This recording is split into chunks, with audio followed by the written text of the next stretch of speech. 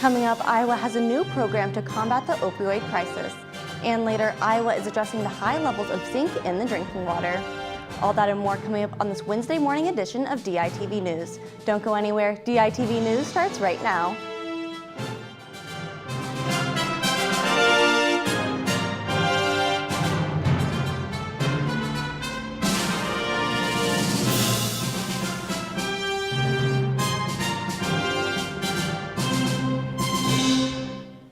Good morning and thank you for tuning in. I'm Ashley Wheel.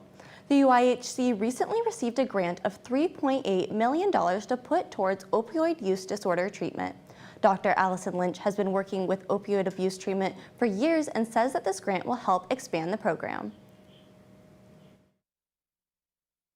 But the new state funds are going to allow us to expand that education to clinicians around the whole state, and also develop some collaborations and channels of communication so that we can do teaching, we can provide consultation, and help them not just get certified, but actually implement this in their practice.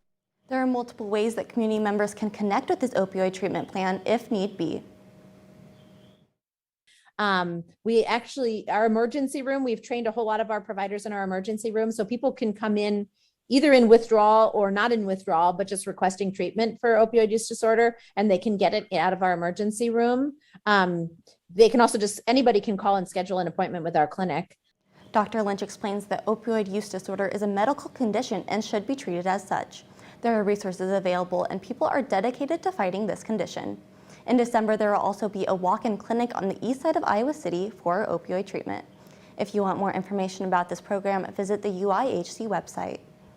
And the Iowa City's South wastewater plant was given a violation for their zinc levels in September. Zinc is a normal element in water, but it can be toxic in high doses. No one has yet gotten sick from the violation. The violation stemmed from a miscommunication, and the wastewater superintendent, Tim Wilkie, said, quote, 5 years ago, the zinc levels that were allowed were 91.88 pounds per day. They have since been reduced to 44.1 pounds a day in response to the EPA's letter, end quote. Based on water levels, the calculations of the zinc were too high for human consumption.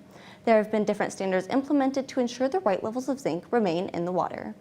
And Iowa's deer have been contracting COVID-19. The Iowa Department of Natural Resources has said that the deer could possibly spread the disease in the future to other humans and animals.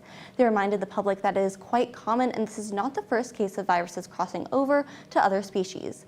This includes the spread of COVID-19 to cats and dogs. However, it is unclear whether the virus could mutate and spread back to humans from the deer. There are not extra precautions that we or the deer can take at the moment. Thank you for tuning in to DITV News. Head over to thedailyiowan.com for all your latest news between Monday and Friday. And be sure to tune in Thursday evening at 8:30 for our daily live show. For DITV News, I'm Ashley Wheel. Have a great day, Iowa City.